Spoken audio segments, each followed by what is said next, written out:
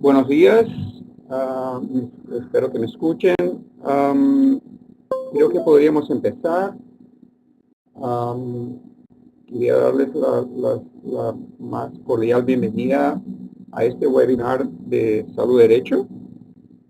Vamos a empezar, Salud Derecho va a empezar una serie de webinars para discutir temas relacionados al derecho a la salud y las políticas de salud. En este día vamos a tener la participación de Claudia Vaca, y la próxima semana tenemos el honor de poder ofrecer la participación del ministro de Salud y Protección Social de Colombia en el 11 de mayo, en una semana exactamente, que también va a discutir el tema de acceso a medicamentos. Claudia, muy bienvenida. Claudia Vaca es farmacéutica, es profesora de farmacoepidemiología y salud pública y directora del Centro de Pensamiento de Medicamentos, Información y Poder de la Universidad Nacional de Colombia. Claudia es ex asesora técnica de política de medicamentos del Ministro de Salud de Colombia, asesora de políticas públicas en materia de medicamentos y bioterapéuticos en países de América Latina y el Caribe, miembro del Comité de Expertos de Farmacovigilancia de la OMS, becario del Programa de Salud Internacional de la OPS, tiene un magíster en farmacoepidemiología de la Universidad Autónoma de Barcelona, un magíster en efectividad clínica y sanitaria de la Universidad de Buenos Aires. También tiene formación en perspectiva y pensamiento estratégico de la Universidad Externado de Colombia. Creo que voy a parar por aquí porque si no vamos a tomar todo el tiempo de Claudia para hacer una presentación adecuada a sus para hacerle justicia a sus capacidades y competencias. Bueno, Claudia, muy bienvenida. 45 minutos para tu presentación y después abriremos para preguntas y respuestas de los participantes. Ustedes pueden hacer preguntas por el micrófono cuando haremos la apertura de los micrófonos, o si no, ustedes pueden hacer preguntas por el chat. Hay una opción, ustedes pueden enviar sus preguntas a todos o a Claudia directamente a través del chat. ¿Okay? Bueno, Claudia, bienvenida. 45 minutos. Muchas gracias.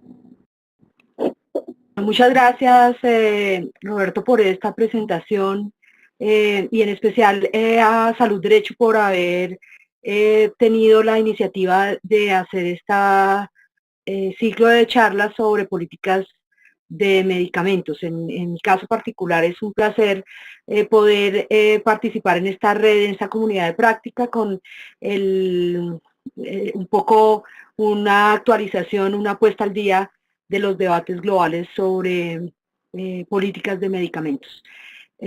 Voy a contarles inicialmente que mi interés es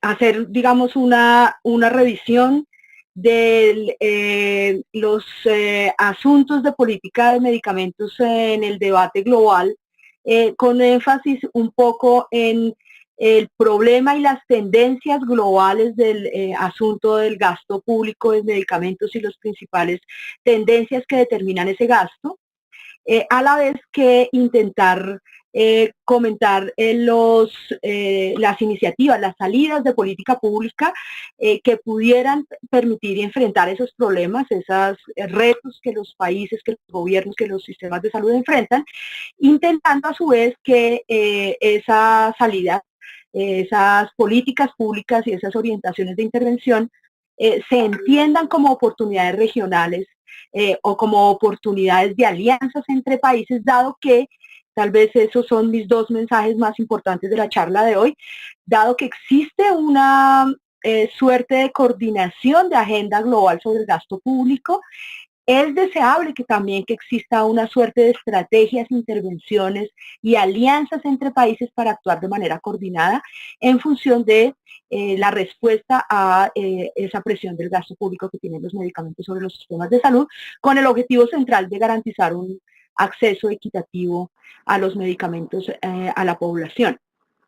Me atrevería a decir que mis dos mensajes tienen a su vez un interés de fondo, y es reconocer que, digamos, no hay dos actores o dos grandes actores en conflicto cuando estamos hablando de acceso a medicamentos y garantía de equidad en ese acceso, que normalmente se entendería que es la industria farmacéutica versus los ministerios de salud o los pacientes o la ciudadanía intentando sobreponerse a la presión de la industria. Prefiero entenderlo y sugeriría que hagamos un esfuerzo por entender que existe, digamos, dos grandes contrapartes en la forma como se configura el acceso a medicamentos y en la forma como se determina el gasto público.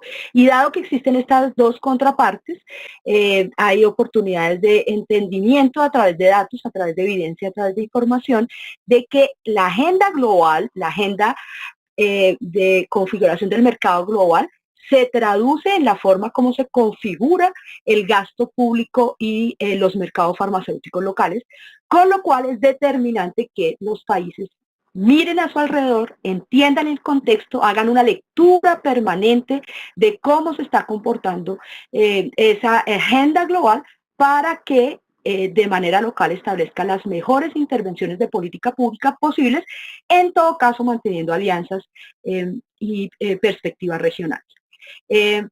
Entonces quisiera que empezáramos con esas tendencias globales que nos permitirían entender un poco la problemática global del gasto público en medicamentos. Esta gráfica, que es un análisis de los factores que determinan el crecimiento global en salud, compartida por Medicare y Medicaid Services en Estados Unidos, sugiere que durante desde las últimas décadas de esta centuria e incluso en la pasada, y haciendo un poco de proyección, los factores que determinan, dentro de los factores que determinan el crecimiento del gasto en salud, existen varios, algunos asociados a la presión demográfica, por ejemplo, la composición de género, y edad es un factor importante, pero si se dan cuenta en la gráfica, este factor se mantiene, digamos, en una proporción menor comparado con el crecimiento, por ejemplo, poblacional y con la intensidad de uso de medicamentos o de productos, y que tal vez el factor que ha crecido de una manera mayor y que está determinando el crecimiento del gasto en salud son los precios de la atención y de los servicios médicos, particularmente los medicamentos. Esto significaría que reconozcamos que existe una suerte de presión tecnológica que deberíamos observar de manera cuidadosa, quienes estamos en la contraparte o mirando el gasto público desde la gestión de recursos públicos. En la siguiente diapositiva ustedes ven que en alguna medida, también son datos de Estados Unidos, esta presión tecnológica se corrobora en la velocidad, en la aceleración del el crecimiento del gasto en el total en el gasto público de medicamentos en Estados Unidos. Si se dan cuenta, es una pendiente que es importante, en particular en la última década, y que esa aceleración pasa a significar en términos de proporción del gasto en salud un porcentaje que alcanza el 30%. Y esta tendencia se corrobora ya no solo con datos de Estados Unidos, sino con las tendencias del mercado global. Estas gráficas son tomadas de la fuente de información más importante, tal vez la única que existe formal, de tendencias del gasto farmacéutico a nivel global, de la firma IMS. Es una firma que monitorea el mercado de medicamentos a nivel global y a nivel local, y el acceso a esta información es de suscripción paga, y que digamos es bastante costosa, pero normalmente el IMS comparte algunas de esas tendencias de manera pública, y esta es una gráfica que quería compartirles para que se den cuenta que esa pendiente de crecimiento, esa tendencia a una aceleración del crecimiento en el gasto en medicamentos, que les mostraba con datos de Estados Unidos, se presenta igual en el mercado global, pero con una mayor intensidad en los países considerados emergentes, las economías emergentes como China, India, Brasil, México e incluso Colombia y otros países de América Latina están experimentando una aceleración en el crecimiento en el gasto en medicamentos que es mayor a otras regiones del mundo. Si ustedes se dan cuenta, incluso el gasto en Estados Unidos se ha mantenido relativamente estable entre 2005 y 2015, pero, o por lo menos no con la aceleración que los países emergentes están teniendo en esa presión del gasto derivada de los medicamentos. Es decir, que estamos viendo que el comportamiento del gasto en medicamentos es creciente y que dada la aceleración se sugeriría que observemos con cuidado cómo está esa aceleración, cómo está la composición de ese gasto en nuestros países. Y en América Latina creo que la gráfica es casi exacta. Esta es una información que corresponde al gasto real de un país de América Latina. Y esta es la curva de gasto en millones de dólares entre 2005 y 2010, más o menos en el periodo en el que les mostraba anteriormente, se habían presentado las más fuertes aceleraciones o pendientes de crecimiento del gasto público. Si se dan cuenta, estos medicamentos, el gasto de estos medicamentos acelerado pudiera significar digamos, alertas muy fuertes en el financiamiento de los sistemas de salud. Representan sobre todo a los medicamentos de alto costo, los medicamentos especializados, los medicamentos de innovación o de ingreso reciente al mercado, y que muchos de ellos son de origen biotecnológico y usados en enfermedades crónicas no transmisibles como cáncer, artritis reumatoidea y otras enfermedades autoinmunes que están determinando, digamos, la transición, la modificación del comportamiento epidemiológico en el planeta y que se traduce igual en nuestra región. Así las cosas, lo que quisiera es reforzar el mensaje acerca de existe una tendencia global en la configuración del mercado de medicamentos y gasto en salud, de los sistemas de salud de medicamentos de alto costo, que tiene la misma tendencia en países de altísimos ingresos como Estados Unidos o en países emergentes como los países de América Latina, y particularmente en el nivel local se refleja y se traduce casi que de la misma manera esa tendencia de crecimiento. El siguiente mensaje que les quisiera decir es que dado que esta aceleración, esta configuración del gasto público en medicamentos está asociada fuertemente con innovaciones en medicamentos utilizados para enfermedades crónicas y degenerativas, lo que hemos observado y lo que se está observando cada vez de una manera muchísimo más evidente es que existe un divorcio entre el precio de los medicamentos y el valor entendido como el aporte terapéutico que esas innovaciones están haciendo para mejorar la calidad de vida, el bienestar o aumentar la expectativa de vida de la población. Este divorcio precio-valor Se ha documentado bastante en revistas especializadas en tratamiento de cáncer, en revistas médicas especializadas de alto reconocimiento en los últimos años. Yo creo que en este tema hay muchísimas publicaciones, particularmente para demostrar cómo el divorcio precio-valor se da en las terapias en el cáncer, pero cada vez más uno puede ubicarla o pudiera analizarla para otras patologías. Hay muy recientes publicaciones de British Medical Journal, JAMA y otras revistas, pero yo quise traer esta que es muy interesante por la contundencia de los datos. Es una gráfica armada a partir de una información del gasto en cáncer en Estados Unidos entre la década entre 1996 y 2006 revisando un poco cómo ha cambiado el precio del tratamiento del cáncer de colon en esa década. Inicialmente nosotros en el planeta contábamos con unos quimioterápicos citotóxicos conocidos de bajo precio. En 1996 apareció esta terapia combinada conocida como Folfox, que combina citotóxicos bastante antiguos y bastante conocidos como el oxiliplatino y otros esquemas terapéuticos, cuyo costo anual no pasaba de $200, y que a medida que se fue estableciendo claramente el posicionamiento y el manejo y el uso temprano de esta terapia en pacientes con diagnóstico de cáncer de colon, permitían contar con una efectividad en términos de aumento de sobrevida en semanas cercana a 94 semanas, si ustedes ven el eje de la X. Sin embargo, ha venido incorporándose nuevas tecnologías, innovaciones muy interesantes de origen biotecnológico, por ejemplo, el bevacizumab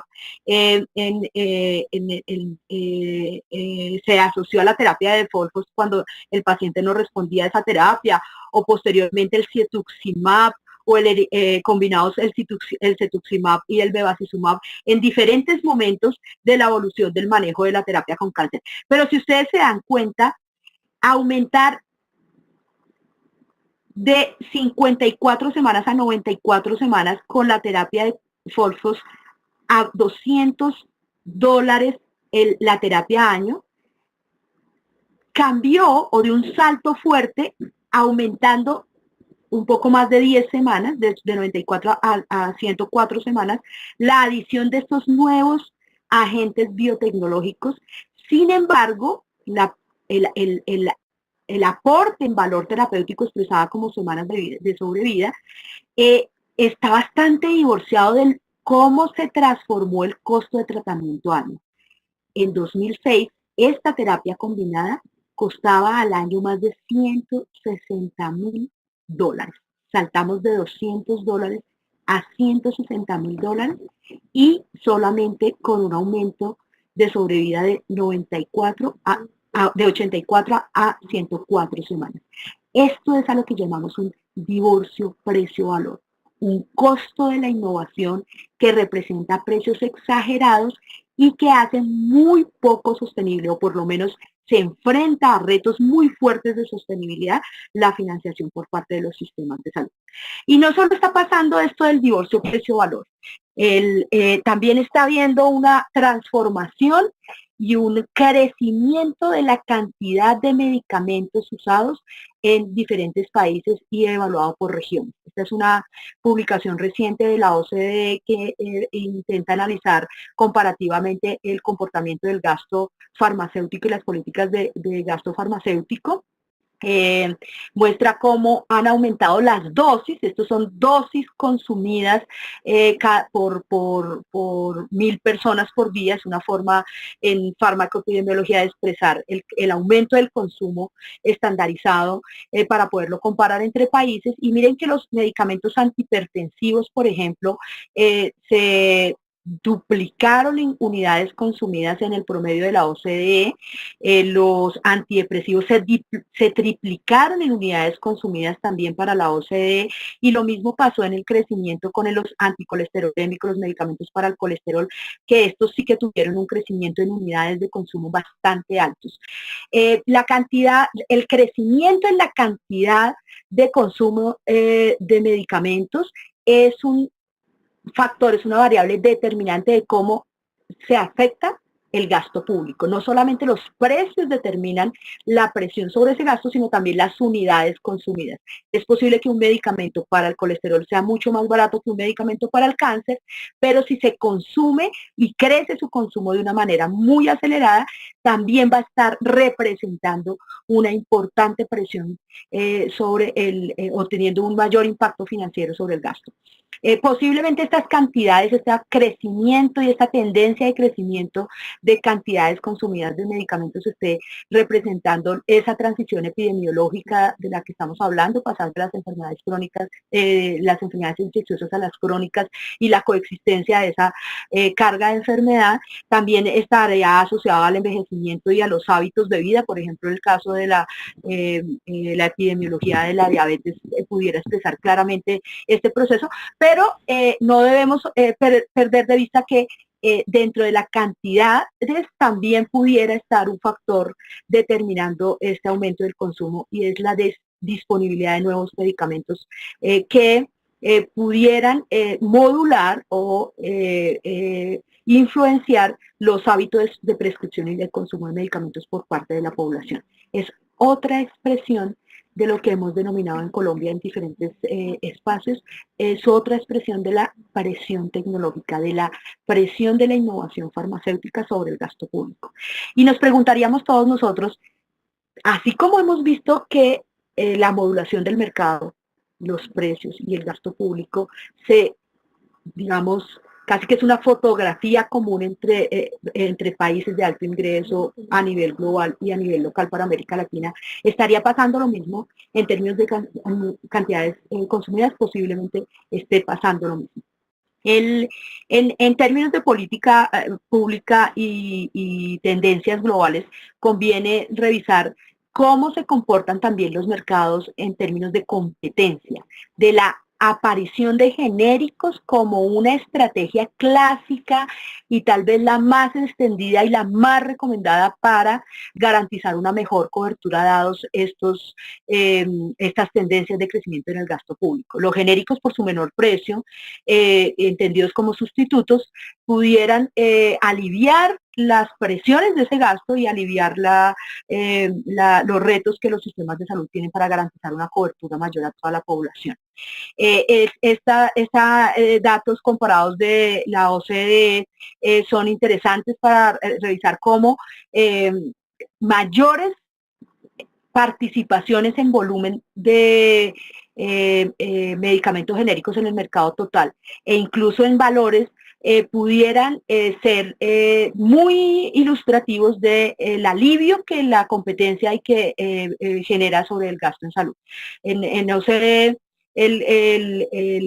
la participación de los medicamentos genéricos varía entre el 30 y el 80% del mercado total en unidades. La más baja representación la tiene Suiza, pero por ejemplo el Reino Unido tiene cerca del 80% del total de las unidades vendidas en el mercado inglés está representado en medicamentos genéricos y solamente el 30% está representado en valor. O sea que si logramos una representación mayor de genéricos en el mercado, esto va a ampliar las posibilidades de acceso y aliviar la gestión del gasto público por parte de los gestores y los decisores.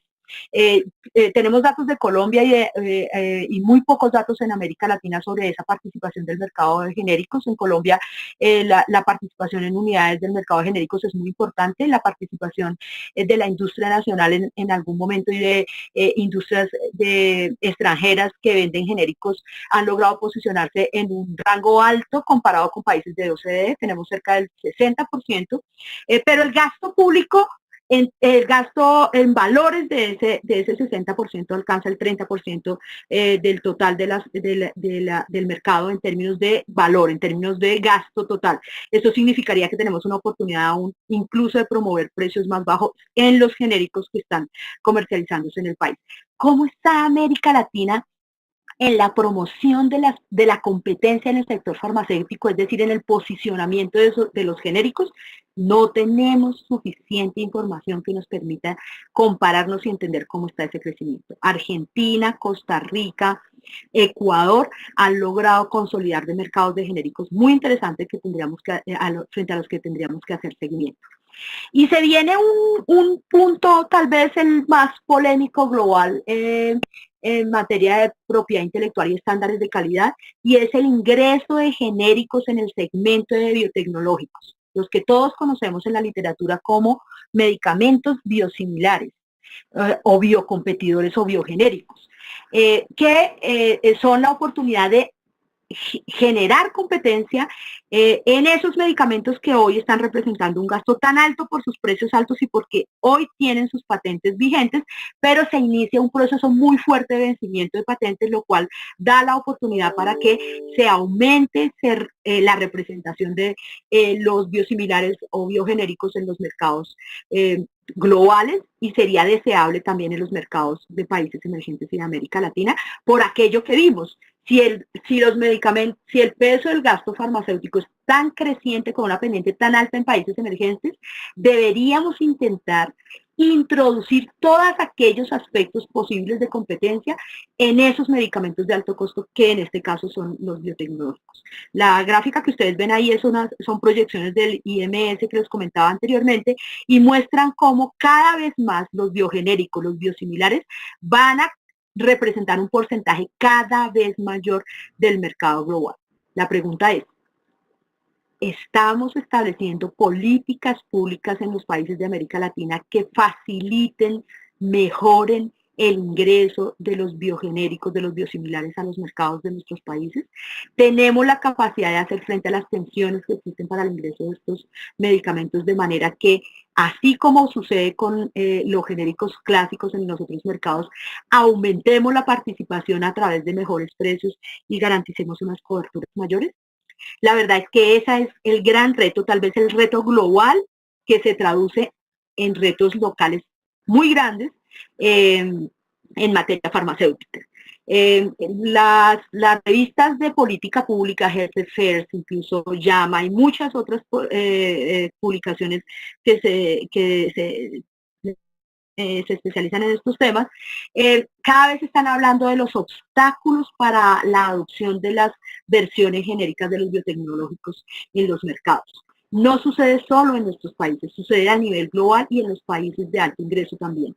Hay barreras de tipo legal, las agencias sanitarias se ven presionadas a establecer estándares legales y regulaciones fuertes, presionadas por desde diferentes maneras, y es deseable configurar un esquema regulatorio adecuado, coherente, pero sobre todo que privilegie la disponibilidad de estos medicamentos en el mercado para aliviar el gasto público.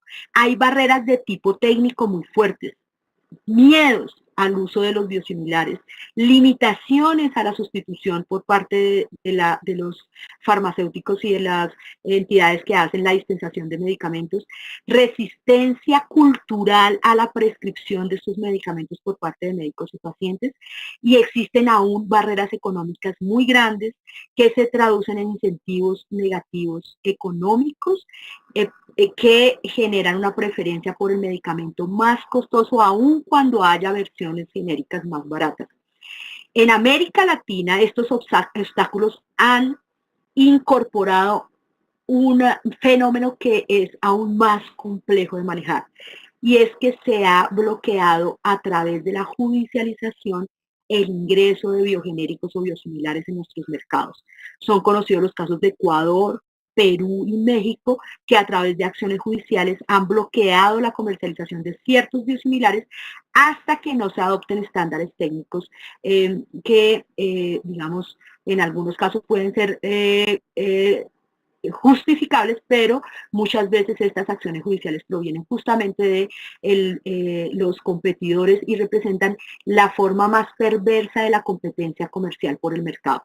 La forma más perversa de la lucha por el mercado es negar el acceso a productos más baratos que tengan el mismo efecto y que pudieran aliviar el gasto público para aumentar la equidad en el acceso.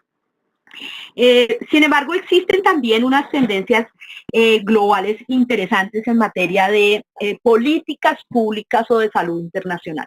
Las más interesantes o las que definen la agenda y dominan la agenda de Naciones Unidas son los conocidos como Objetivos de Desarrollo Sostenible. Es el acuerdo global de los países del planeta por garantizar acceso, fin de la pobreza, equidad, reducción de desigualdades, paz, justicia, vida sostenible en términos ecológicos, y que incorpora en uno de sus aspectos la garantía de cumplir con acceso a la salud y bienestar a las poblaciones de menores ingresos sobre todo, pero en general a la población en todos los países del planeta. Dentro de los objetivos de desarrollo sostenible, el objetivo 3, que corresponde a salud y bienestar, establece claramente dentro de sus elementos de trabajo la necesidad de incorporar políticas de medicamentos que garanticen la disponibilidad de estos productos asequibles a toda la población, pero sobre todo establece que se prioricen los asuntos de salud pública sobre los temas de propiedad intelectual como parte de las estrategias para garantizar las metas de desarrollo sostenible global. Esto significa que cuando nos enfrentamos a estos precios altos, a este divorcio precio-valor, a esta presión del crecimiento del gasto público, existen herramientas dentro del sistema internacional de derecho internacional que privilegian las acciones de salud pública sobre las acciones, sobre los derechos comerciales asociados a la exclusividad de patentes. Esta tendencia global, este mensaje de agenda global es un elemento importantísimo cuando se trata de conocer el escenario global, las tendencias internacionales en materia de política farmacéutica para hacer aplicaciones locales que sean hechas para los países. Y esto ha significado, en desarrollo de estos objetivos de desarrollo sostenible, el posicionamiento del acceso a medicamentos como un derecho humano, concepto y mensaje que ha sido adoptado por las Naciones Unidas y en cabeza directa del secretario general de Naciones Unidas para establecer orientaciones que le permitan a los países aplicar estos principios globales en el marco de sus propias políticas públicas.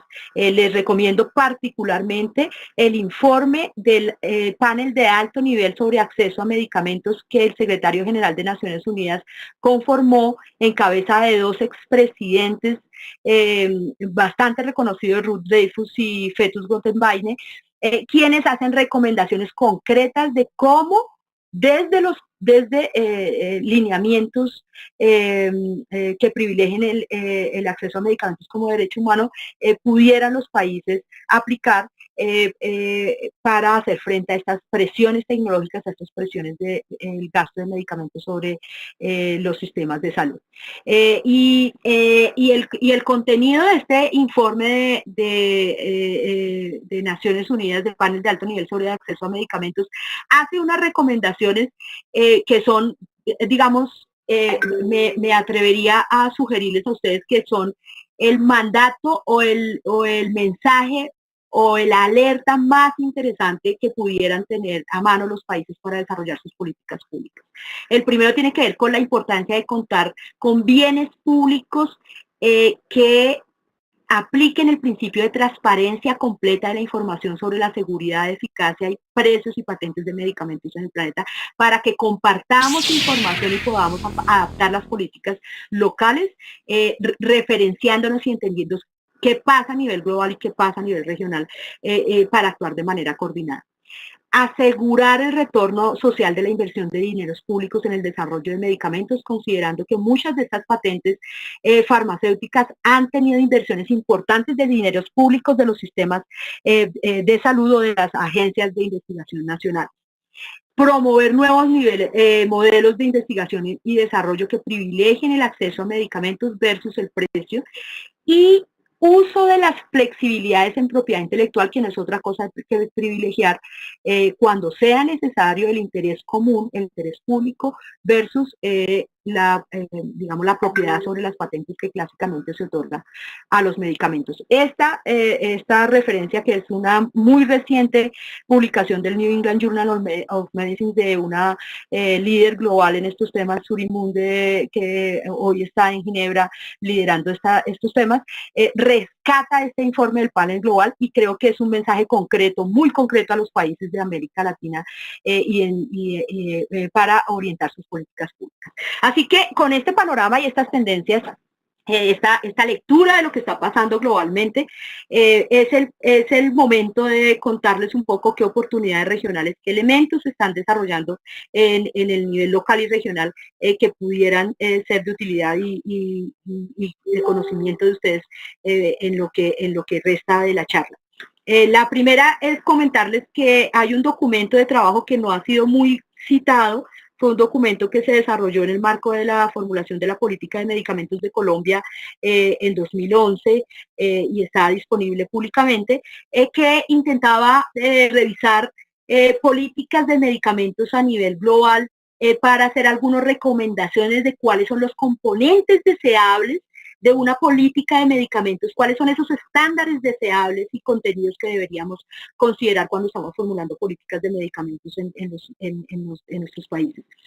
Lo que hizo el autor de este documento fue revisar diferentes países, sus políticas públicas, cerca de 52 países, y logró identificar que independientemente de los modelos o sistemas de salud, sean de aseguramiento público, aseguramiento privado, sistemas únicos de salud, los países desarrollan o cuentan con herramientas de política de medicamentos como parte importante de la garantía de acceso a medicamentos. No existe un país que no establezca elementos de política pública alrededor de medicamentos para poder hacer gestión del gasto público en salud. Comúnmente estas políticas tienen un fuerte componente de precios y competencia, pero no solo de eso, también tiene elementos importantes sobre la importancia de las negociaciones de precios y compras centralizadas de medicamentos, definición de estándares técnicos de calidad de los medicamentos comercializados que no se constituyan en barreras, pero que garanticen la calidad de esos medicamentos en el mercado. Y hay un componente importantísimo sobre uso racional de medicamentos en todos estos documentos comentados, estas experiencias regulatorias consultadas por el autor. Lo que llama también la atención el documento es que los 52 ejemplos de países que tienen medidas regulatorias o de política en tema de medicamentos no incorporan iniciativas de información comparada, de transparencia y de construcción de bienes públicos que permitan comparar los precios rápidamente, la cobertura, el uso y otras iniciativas de transparencia que pueden ser potentes y de mucha utilidad para hacer frente a la presión tecnológica. Y hay ausencia en esas políticas de estrategias e iniciativas de gestión ambiental, del impacto ambiental, del uso, desperdicio y producción de medicamentos sobre el medio ambiente. Estos mensajes son los que derivan de este documento que les invito a consultar cuando tengan tiempo y les interese profundizar en estos detalles. El documento que les mencioné dio origen, además de muchas otras aspectos de formulación de la política, de ellas las negociaciones con los diferentes actores, los procesos participativos y la revisión del entorno normativo nacional, a la Política Nacional de Colombia, que se conoce como el COMPE 155 de 2012, y del cual les va a hablar con más detalle el ministro de Salud en la charla del próximo jueves. Lo cierto es que en la caja de herramientas para la regulación del mercado de esta política se incorporan elementos de transparencia, ya descritos como elementos importantes en los mensajes globales para formular políticas en el nivel local, la importancia de promover la competencia a través de consolidación de mercados de genéricos fuertes, incluidos los genéricos biotecnológicos, la importancia de referenciar precios internacionales, precios de referencia internacional, observar lo que pasa con los precios en otros países para definir los precios a nivel local, y la definición de precios basados en el aporte terapéutico de esas innovaciones. Esto quiere decir resolver el divorcio precio-valor, que es una tendencia global bastante crítica y que está determinando la presión del gasto público en estos países. Quisiera pasar rápidamente por algunos ejemplos de lo que les mostraba inicialmente de esas tendencias globales y cómo eso se refleja en algunos países de América Latina y particularmente en Colombia.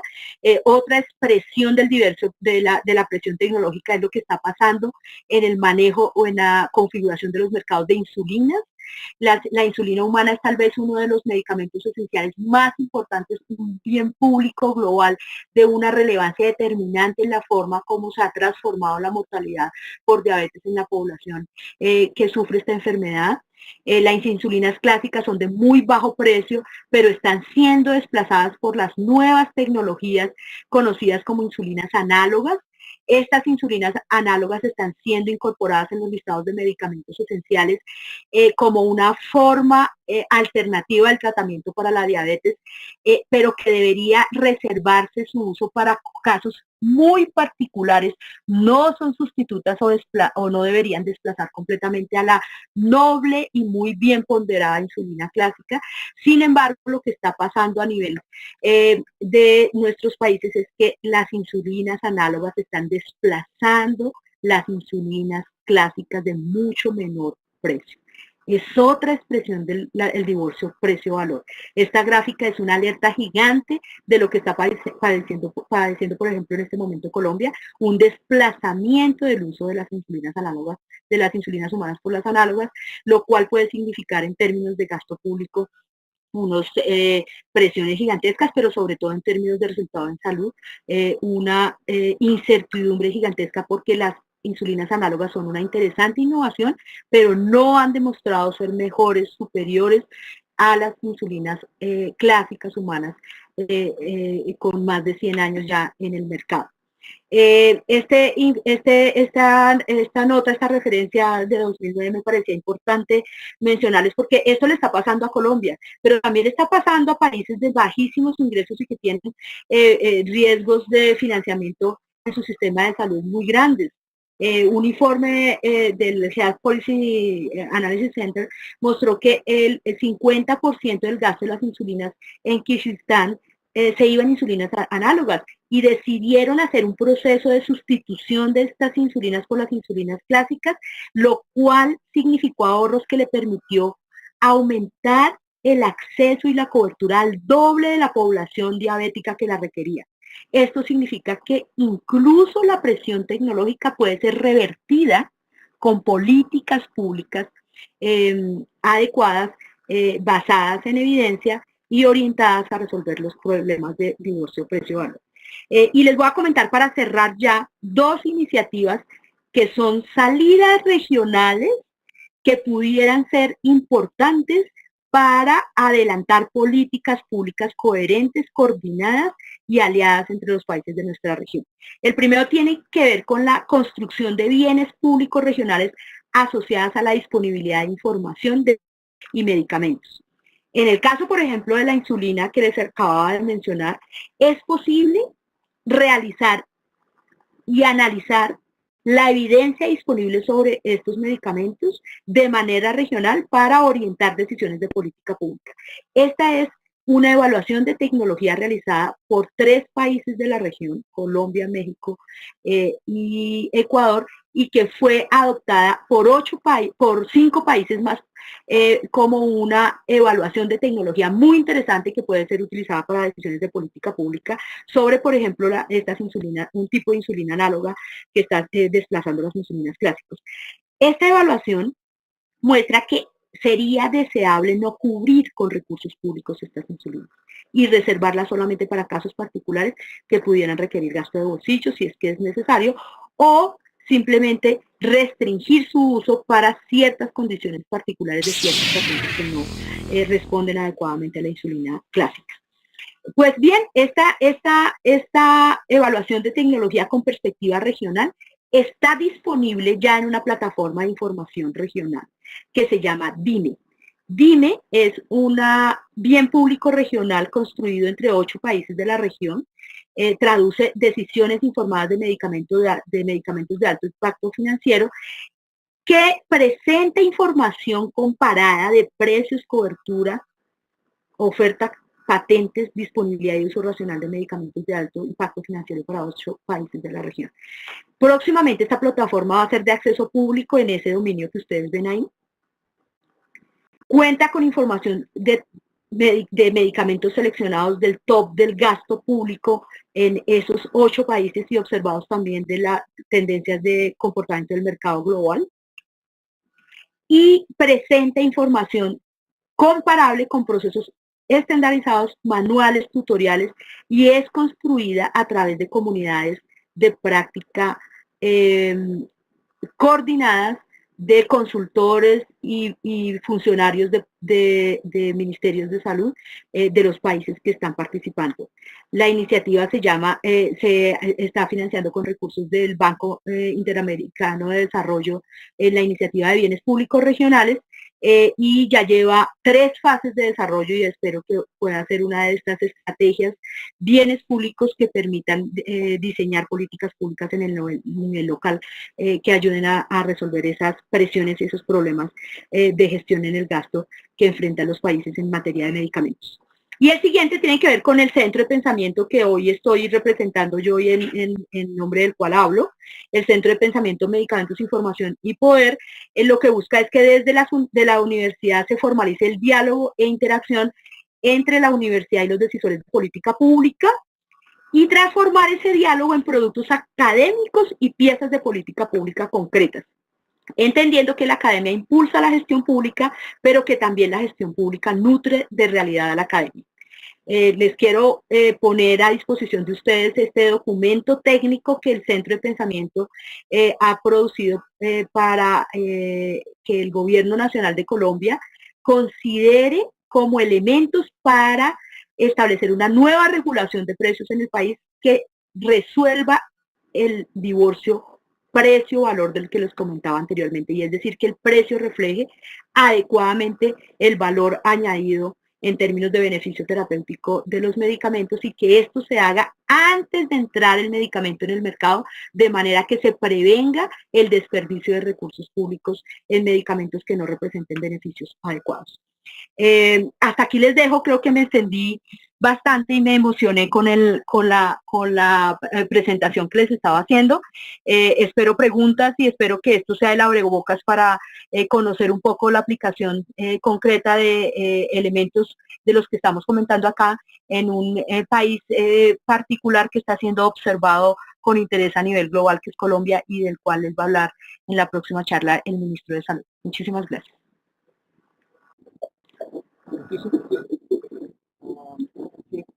Excelente presentación, muy interesante, varios puntos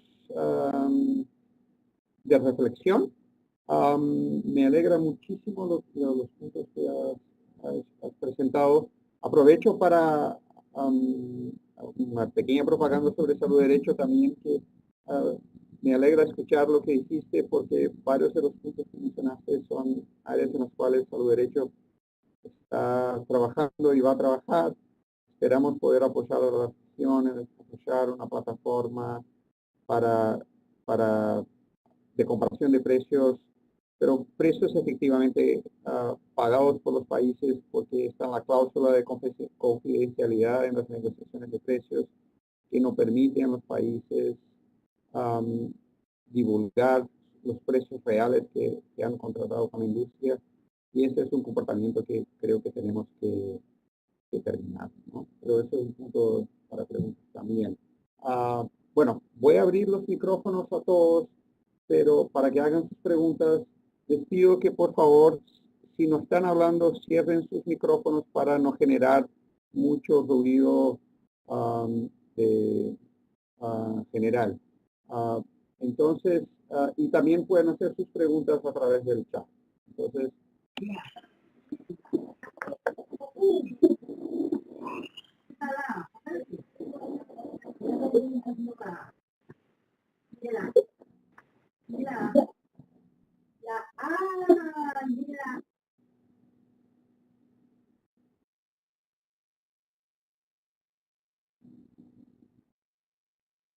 ¿Alguna pregunta?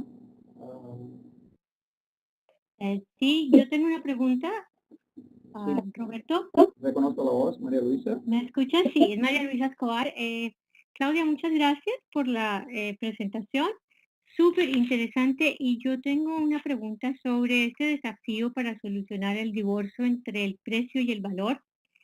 Y me gustaría mucho si pudieras elaborar un poco más en cómo han tomado o cómo se han acercado a determinar el valor en el aumento marginal en sobrevivencia y calidad de vida para un individuo o una población.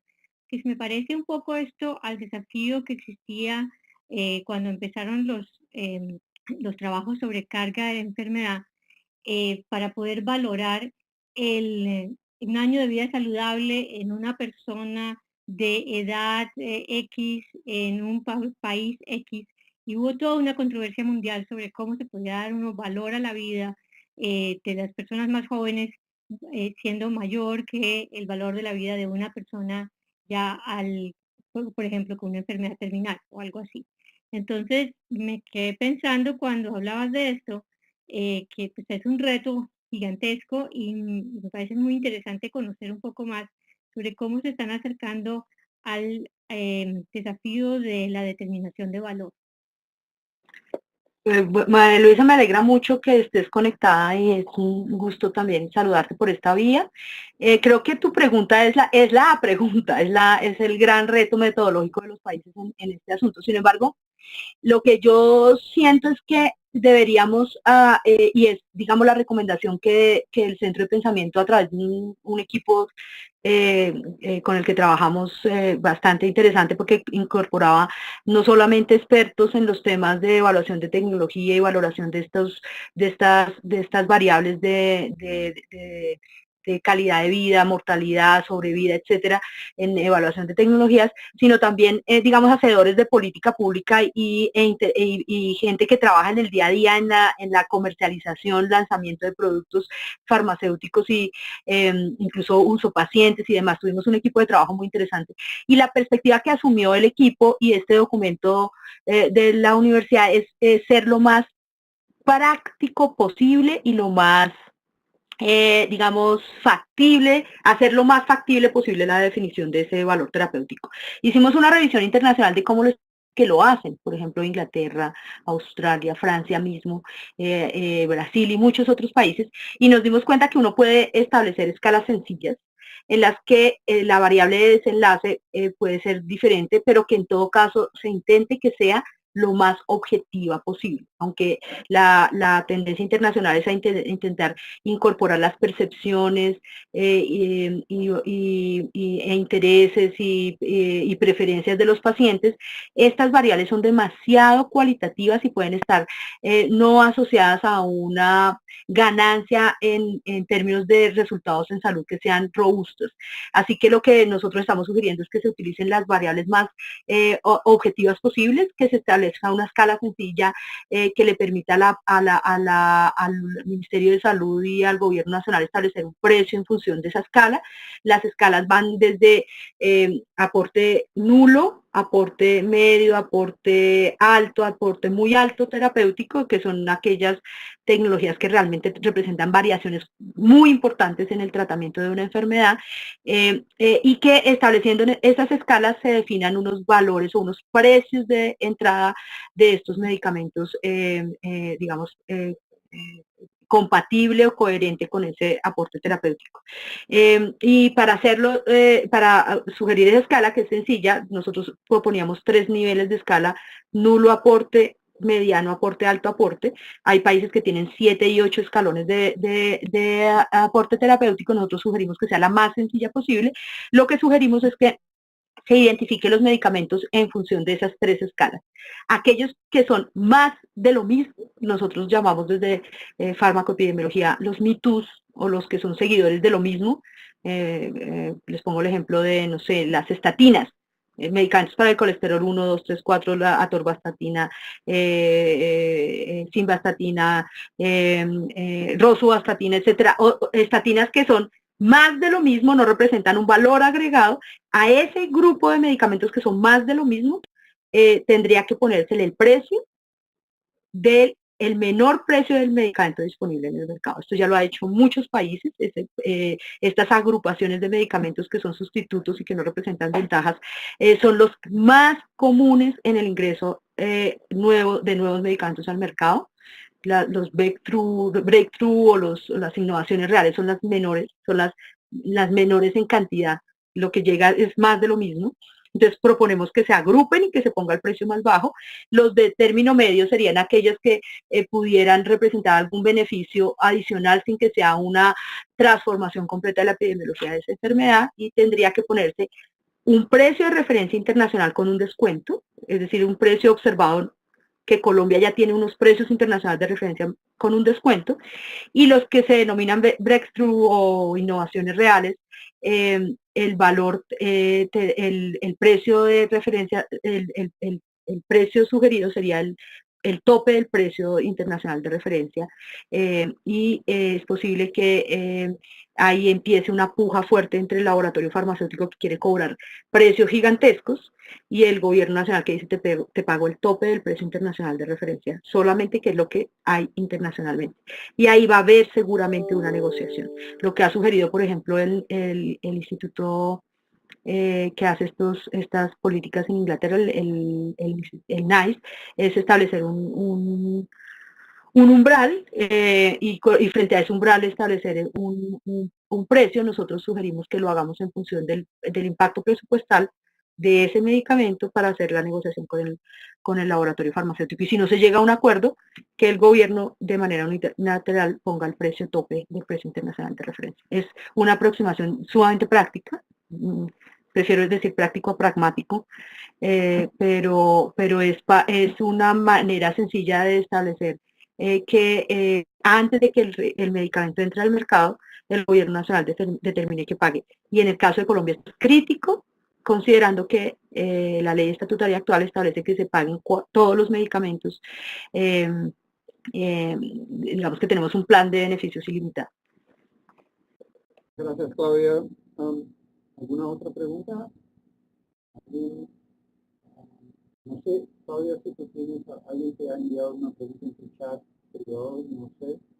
No lo veo, no veo preguntas en el chat.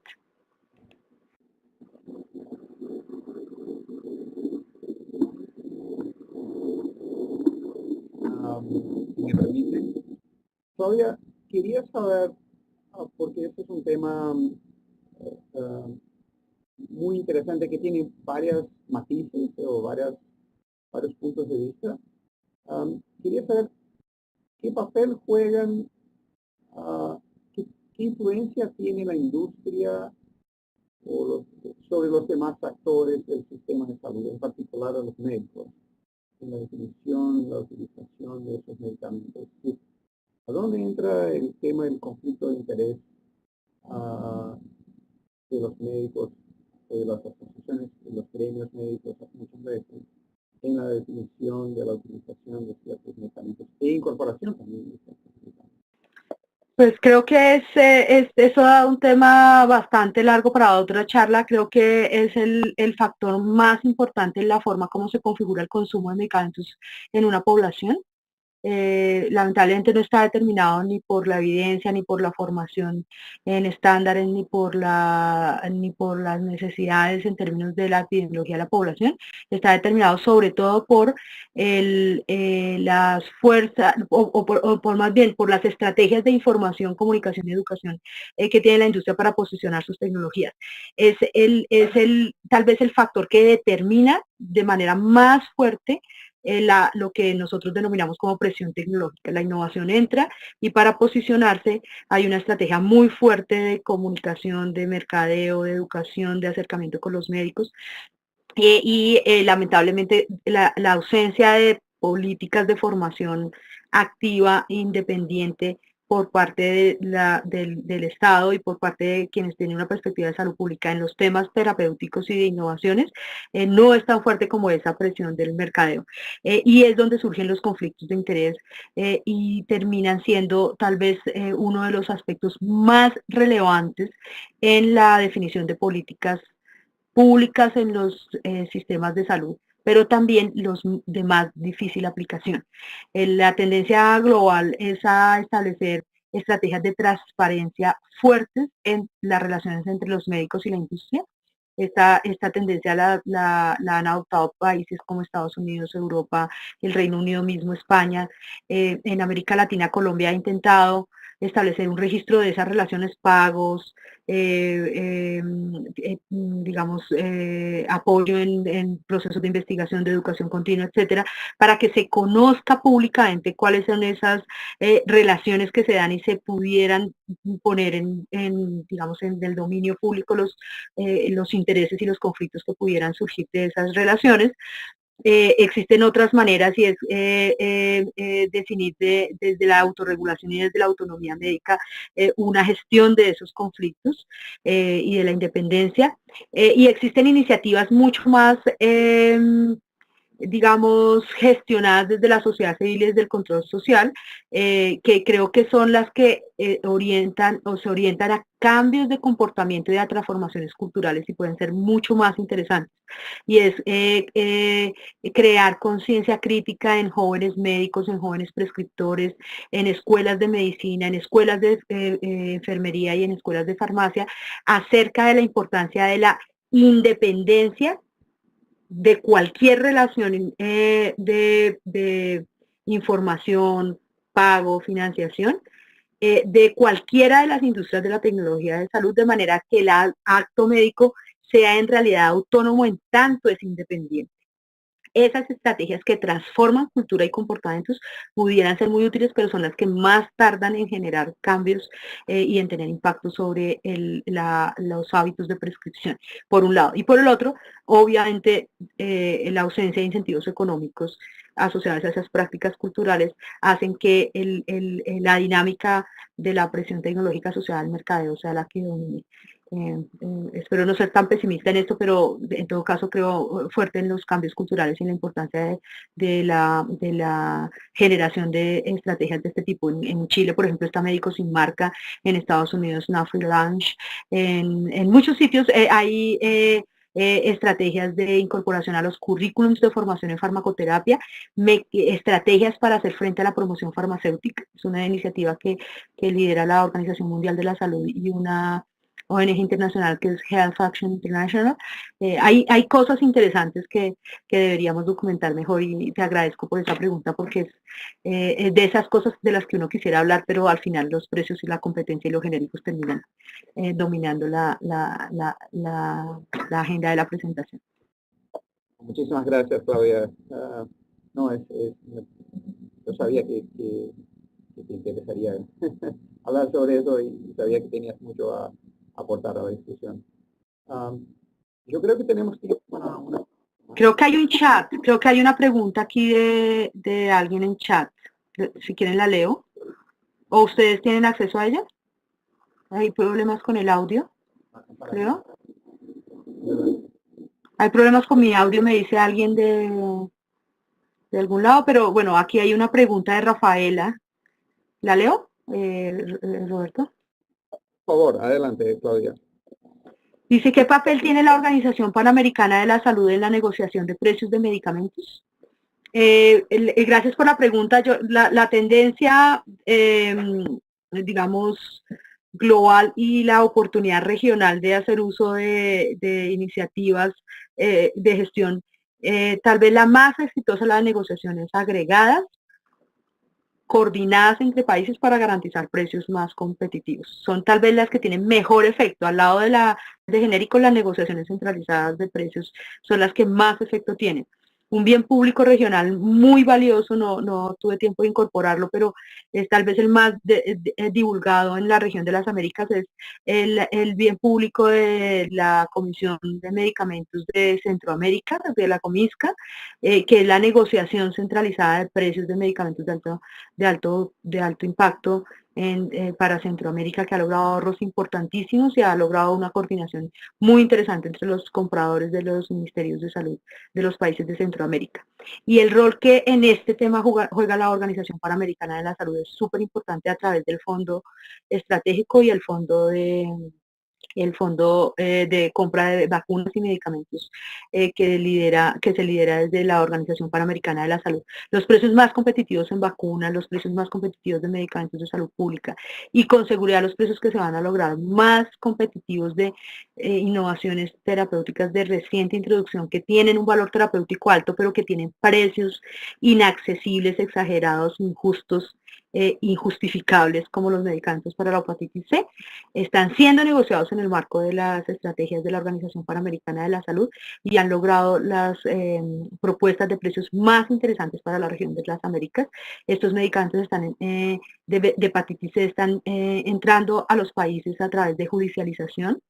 Y la única manera de contener la presión sobre el gasto público va a ser a través de precios negociados competitivos que permitan cobertura, pero que a su vez no pongan en riesgo, digamos, los fondos públicos para el acceso a medicamentos en general que tienen estos sistemas de salud.